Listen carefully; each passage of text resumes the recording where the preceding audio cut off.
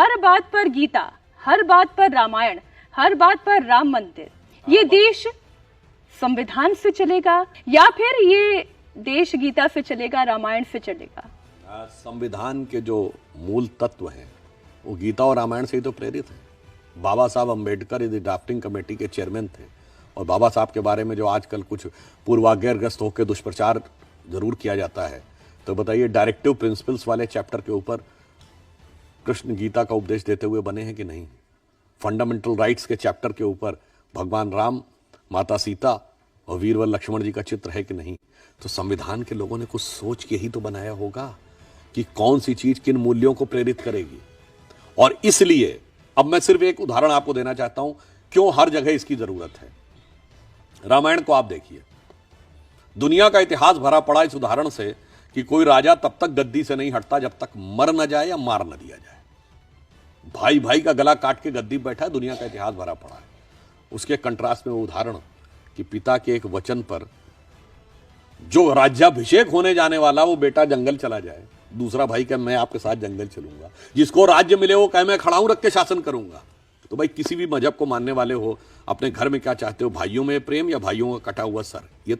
ये तो हुआ परिवार में। अब आइए इंटरनेशनल लेवल के ऊपर। पिछले 30-40 सालों में देखिए तो इंटरनेशनल डिप्लोमेसी में क्या चल रहा है? एनेक्सेशन, कंट्री पे कब्जा कर लो, या सब्जुगेशन यानी वहां पे अपनी पपेट गवर्नमेंट बना लो, या डोमिनेशन, एक ट्रीटी साइन करवा लो।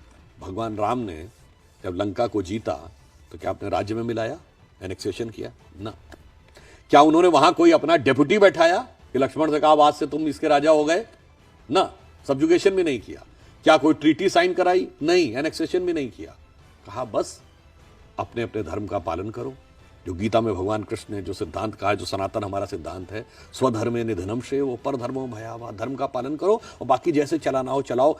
आज की जियोपॉलिटिक्स में बगैर किसी दूसरे देश को डोमिनेट किए हुए, सब्जुकेट किए हुए, बगैर डिस्ट्रॉय किए हुए पीसफुल कोएग्जिस्टेंस का एग्जाम्पल दिखाई पड़ता है तो भगवान राम के कैरेक्टर में। तो परिवार से लेके और दुनिया तक जो आदर्शों का प्रतीक दिखाई पड़ता है। इसीलिए अटल बिहारी वाजपेयी जी की बड़ी फेमस कविता है, हिंदू तन मन हिंदू जीवन, रग रग हिंदू मेरा परिचय।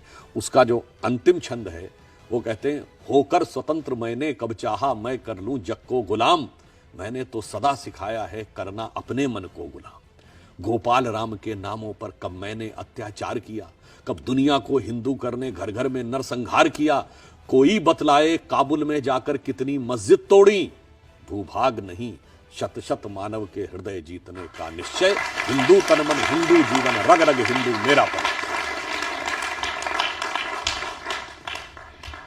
सुधांशु जी, हिंदू शब्द से निकला हुआ हिंदुत्व और इसके ऊपर सनातन, इसे थोड़ा समझाएं। सनातन जानते क्या है?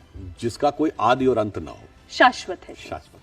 अब आदि और अंत कहां पे नहीं होता है? जानते किसमें नहीं होता है? आप सर्किल को देखिए, सर्किल के सर्कमफ्रेंस पे आप चलिए तो उसका एंड नहीं मिलेगा, कंटिन्यूअस चलता रहता है। और हमारे यहां हर चीज चक्रीय मानी गई है, काल भी चक्र है। और भारत की धरती पर जितने धर्म संप्रदाय हुए हैं उत्पन्न हुए हैं, सब में एक चीज कॉमन है कि पुनर्जन्म को सब मानते हैं। तो जो परपीचुअल होगा वही सनातन को समझ पाएगा। जो जिसको समझ में आता है कि एक स्टेज पे जाके चीज रुक जाती है, वो कैसे अनादि अनंत को समझेगा? जैसे ये यहां से यहां तक आप एक लाइन देखिए तो ये स्ट्रेट लाइन नजर आती है। क्या स्ट्रेट लाइन है क्या? जब तक आपकी सोच और दृष्टि छोटी है, आपको स्ट्रेट लाइन नजर आ रही है। 36,000 किलोमीटर जाके जियो स्टेशनरी ऑर्बिट में देखिए तो ये अर्थ के रेडियस के सर्किल का आर्क है, तब ये सर्किल नजर आएगी। विराट दृष्टिकोण होगा तो सृष्टि का चक्री क्रम नजर आएगा, तब आप सनातन को समझ पाएंगे। तो फिर ये हिंदुत्व, ये आइडियोलॉजी ये कहां से आई फिर? देखिए, ये बहुत ही एब्सर्ड बात है कि हिंदू और हिंदुत्व में अंतर है। मनुष्य और मनुष्यत्व में कोई अंतर है क्या? भारत और भारतीयता में कोई अंतर है? पुरुष और पुरुषत्व में कोई अंतर है? स्त्री और स्त्रीत्व में कोई अंतर है? ये केवल इलॉजिकल बातें कही जाती। बस अंतर जानते क्या है?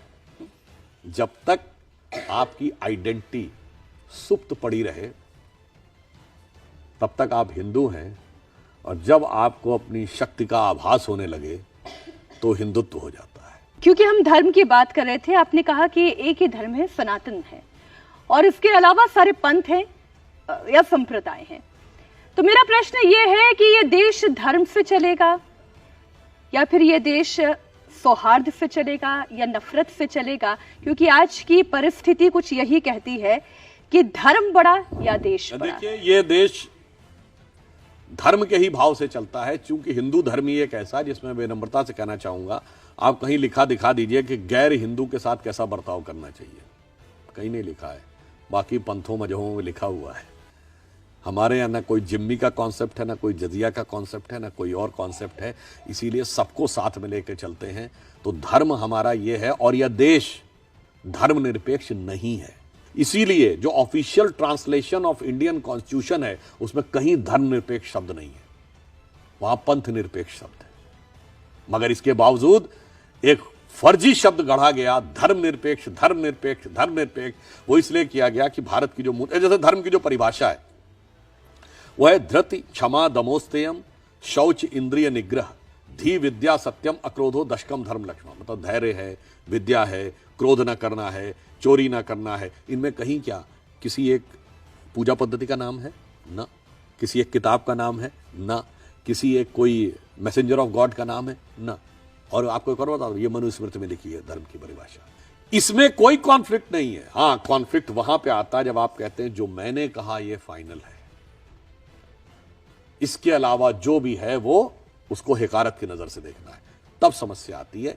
इसलिए भारत में यदि सबको साथ में लेकर चलना है तो वो केवल हिंदू धर्म के भाव के साथ आप साथ लेकर चल सकते हैं। और इसीलिए जहां जहां हिंदू धर्म का प्रभाव खत्म होता चला गया, जहां हिंदू घटा वहां देश बटा।